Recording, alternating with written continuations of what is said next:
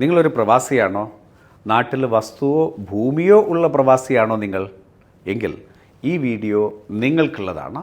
ഈ വീഡിയോ വെറുതെ കണ്ടതുകൊണ്ടോ ഏതെങ്കിലും പ്രവാസികൾക്ക് ഷെയർ ചെയ്തുകൊണ്ടോ മാത്രം കാര്യമായില്ല. മറിച്ച് ഈ വീഡിയോയുടെ അവസാനം പറയുന്നത് പോലെ തന്നെ നിങ്ങൾ ചെയ്തിരിക്കണം. അതല്ല എന്നുണ്ടെങ്കിൽ നിങ്ങളുടെ വസ്തു വിൽക്കുന്ന സമയത്ത് മറ്റുള്ളവരെ അപേക്ഷിച്ച് ലക്ഷങ്ങൾ കൂടുതലായിട്ട് ടാക്സ് ആയിട്ട് നിങ്ങൾ അടയ്ക്കേണ്ടി വരും. ഒന്നുകൂടി സിംപ്ലിഫൈ ചെയ്ത് പറയാൻ വേണ്ടിയിട്ട് ഞാൻ ശ്രമിക്കാം. ഞാനും എൻ്റെ നാട്ടിലുള്ള സുഹൃത്തും ഒരേ പ്ലോട്ടിൽ ഒരേപോലത്തെ 2 പ്രോപ്പർട്ടി വാങ്ങി. ഒരേ സമയത്താണ് വാങ്ങിയിട്ടുള്ളത്, ഒരേ വില കൊടുത്താണ് വാങ്ങിയിട്ടുള്ളത്. വിൽക്കുന്ന സമയത്തും അതിന് ഒരേ വില തന്നെയാണ്. ഞങ്ങൾ 2 പേരും ആ വസ്തു വിൽക്കുകയും ചെയ്യുന്നു. ഒരേ ദിവസം ഒരേ പ്ലോട്ടിൽ ഒരേപോലത്തെ ഭൂമി. ആ സമയത്ത് നാട്ടിലുള്ള സുഹൃത്ത് വിൽക്കുമ്പം അദ്ദേഹത്തിന് കൂടുതൽ ടാക്സ് ഒന്നും കൊടുക്കേണ്ടി വരുന്നില്ല.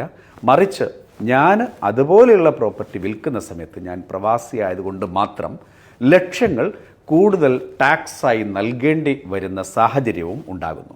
ഇതെവിടുത്തെ ന്യായം? നമ്മൾ പ്രവാസികൾ എന്താ തവിട് കൊടുത്ത് വാങ്ങിയവരാണോ എന്നല്ലേ? ഈ വിഷയം ഹൈക്കോടതിക്ക് മുമ്പാകെ ഒരു റിട്ട് പരാതിയുമായി മുന്നോട്ട് പോകുന്ന ശ്രീജിത്ത് കുനിയിലാണ് ഇപ്പോൾ എന്നോടൊപ്പം ഉള്ളത്. നമുക്ക് 2024 വരെ ഇൻഡെക്സേഷൻ എന്ന കോൺസെപ്റ്റ് വെച്ചിട്ടാണ് നമ്മൾ പ്രോപ്പർട്ടിയുടെ വിൽപ്പന നടത്തുന്ന സമയത്ത് നമ്മൾ ഇൻകം ടാക്സ് അടച്ചുകൊണ്ടിരിക്കുന്നത്. 2024 വരെ ഈ ഇൻഡെക്സേഷൻ്റെ ബെനിഫിറ്റ് റെസിഡൻറ്റിനും നോൺ റെസിഡൻറ്റിനും എല്ലാവർക്കും ഉണ്ടായിരുന്നു. 2024 ഈ കോൺസെപ്റ്റ് ഇൻഡെക്സേഷൻ എന്നുള്ള കോൺസെപ്റ്റ് അബോളിഷ് ചെയ്ത് കഴിഞ്ഞു. അവർ പറഞ്ഞു 12.5%, 20% നിന്ന് 12.5% ടാക്സ് കുറച്ചു. പക്ഷേ ആ കുറച്ചതിന് സമയത്ത് ഒരുപാട് പ്രഷർ വന്ന സമയത്ത് അവർ ആ ബിൽ അമെൻഡ് ചെയ്തു. ആ ബിൽ അമെൻഡ് ചെയ്തിട്ട് അവർ പറഞ്ഞു പഴയ നിയമം 20% വിത്ത് ഇൻഡെക്സേഷൻ, 15% വിത്തൗട്ട് ഇൻഡെക്സേഷൻ എന്നുള്ള ഓപ്ഷനിൽ നിങ്ങൾ ടാക്സ് അടച്ചോളൂ എന്ന ഒരു ഓപ്ഷൻ കൊടുത്തു. ബട്ട് അൺഫോർച്ചുനേറ്റ്ലി അതിൽ NRI മിസ്സായി.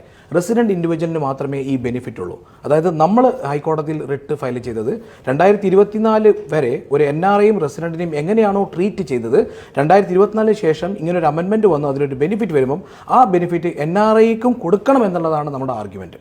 ഫെബ്രുവരി 1 നമ്മുടെ ഈ ബഡ്ജറ്റ് വരുന്ന സമയത്ത് നോർമലി ബില്ല് വരും. ചിലപ്പോൾ എനിക്ക് തോന്നുന്നത് ഇത് ചിലപ്പം ഗവൺമെൻറ്റിൻ്റെ ശ്രദ്ധയിൽ പെടാതെ പോയതാവാം. നമ്മൾ ഒരുപാട് അസോസിയേഷൻ വഴി നമ്മൾ ഇതിനെ പ്രഷർ ചെയ്തിട്ട് ഫിനാൻസ് മിനിസ്റ്റർക്ക് നേരിട്ട് ലെറ്റർ അയക്കാൻ വേണ്ടി പറഞ്ഞിട്ടുണ്ട്. ഫെബ്രുവരി 1 ബില്ല് വരുമ്പം ഓട്ടോമാറ്റിക്കലി അവരുടെ ഡിസ്കഷൻ നടക്കും. ആ ഡിസ്കഷൻ നടക്കുമ്പം NRIനെ റെപ്രസെൻറ്റ് ചെയ്തു ആരെങ്കിലും പാർലമെൻറ്റിൽ ഈ വിഷയം ഗവൺമെൻറ്റിൻ്റെ ശ്രദ്ധയിൽ പെടുത്തിക്കഴിഞ്ഞാൽ നാളെ 2025 ശേഷം ഒരു പ്രോപ്പർട്ടി വിൽക്കുന്ന സമയത്ത് റെസിഡൻറ്റിന് എന്താണോ ബെനിഫിറ്റ് ഇന്ത്യയിലുള്ളത് ആ ബെനിഫിറ്റ് NRIക്കും വേണം എന്നുള്ളതാണ് നമ്മുടെ സബ്മിഷൻ. ഇന്ത്യയിൽ ഇപ്പോൾ താമസിച്ചു കൊണ്ടിരിക്കുന്ന സാധാരണ ഇന്ത്യക്കാർക്കെല്ലാം തന്നെ വസ്തു വിൽക്കുന്ന സമയത്ത് എന്തൊക്കെ ആനുകൂല്യം കിട്ടുന്നോ അത് പ്രവാസികൾക്കും കിട്ടണം എന്നുള്ളത് അവരുടെ ശ്രദ്ധയിൽപ്പെടുത്തണം. അതിന് ഒരു NRI എന്നുള്ളത് ഞാൻ എന്താ ചെയ്യാൻ പറ്റുക?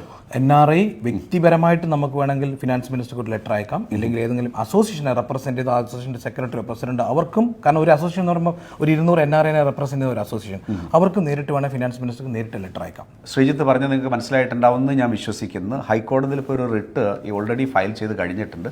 അതിനുപരിയായിക്കൊണ്ട് ലോ മേക്കേഴ്സാണ് തീരുമാനമെടുക്കേണ്ടത്.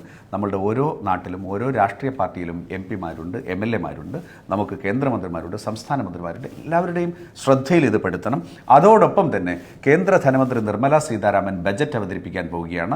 നിർമ്മല സീതാരാമൻ്റെ ശ്രദ്ധയിലും നമ്മൾ ഓരോ പ്രവാസികളും ഇക്കാര്യം പെടുത്തണം. അതിന് വേണ്ടിയിട്ടുള്ള ഇമെയിൽ ID ഞാൻ ഈ വീഡിയോയ്ക്ക് താഴെ ഞാനത് ആഡ് ചെയ്യുന്നുണ്ട്. ഞാൻ ഒന്നുകൂടി വായിക്കാം.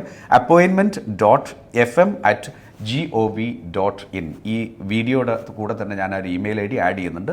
നിങ്ങൾക്ക് ഇമെയിൽ IDയിലൂടെ തന്നെ നാട്ടിലുള്ള ആളുകൾക്ക് അവർ വസ്തു വിൽക്കുന്ന സമയത്ത് എന്തൊക്കെ ആനുകൂല്യം കിട്ടുമോ അത് പ്രവാസികൾക്കും കിട്ടണം. നമ്മൾ പ്രവാസികളിൽ നിന്ന് വസ്തു വിൽക്കുന്ന സമയത്ത് ലക്ഷങ്ങൾ ടാക്സ് ആയിട്ട് വാങ്ങുന്ന ഇപ്പോഴത്തെ സംവിധാനം നിർത്തണം എന്നുള്ളതാണ് നമ്മൾ അപേക്ഷിക്കുന്നത്. അതോടൊപ്പം തന്നെ ഇനി നിങ്ങൾക്ക് പോസ്റ്റ് വഴി ഈ ഒരു നിവേദനം കേന്ദ്ര ധനമന്ത്രി അറിയിക്കാൻ സാധിക്കുമെന്നുണ്ടെങ്കിൽ അതിനുള്ള അഡ്രസ്സ് കൂടി ഇവിടെ കൊടുക്കുന്നുണ്ട്. Room number 134 north block, New Delhi 11001 എന്നുള്ള അഡ്രസ്സിൽ പോസ്റ്റലായിട്ടും നമുക്ക് അയക്കാൻ സാധിക്കും. ഇതിന് എന്ത് കാര്യമാണ് ഈ ഒരു നിങ്ങൾ അയക്കേണ്ട അപേക്ഷയിൽ ഉണ്ടാകുന്നുള്ളത് ആ ഒരു ഡ്രാഫ്റ്റും ഈ ഒരു വീഡിയോയുടെ കൂടെ തന്നെ ആഡ് ചെയ്യുന്നുണ്ട്. എത്രയും പെട്ടെന്ന് തന്നെ ഫെബ്രുവരി 1 മുമ്പായിക്കൊണ്ട് എത്രയും കൂടുതൽ പേര്, നേരത്തെ ശ്രീജിത്ത് പറഞ്ഞ പോലെ കരയുന്ന കുട്ടിക്ക് പാലുള്ളൂ എങ്കിൽ നമ്മൾ പ്രവാസികളെല്ലാം ചേർന്ന് ഒരൊറക്കെ ഒച്ചത്തിലൊന്ന് കരഞ്ഞു നോക്കുക.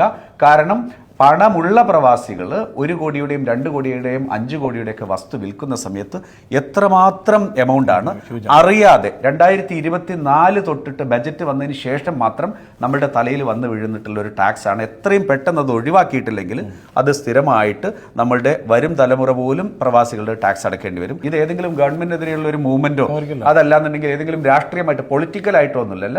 നമ്മൾ പ്രവാസികൾ, നമ്മൾ ഇന്ത്യൻ പൗരന്മാരാണ്. നമ്മളുടെ റൈറ്റ് നമ്മൾ കരഞ്ഞ് ചോദിക്കുന്നു എന്ന് മാത്രം. Thank you.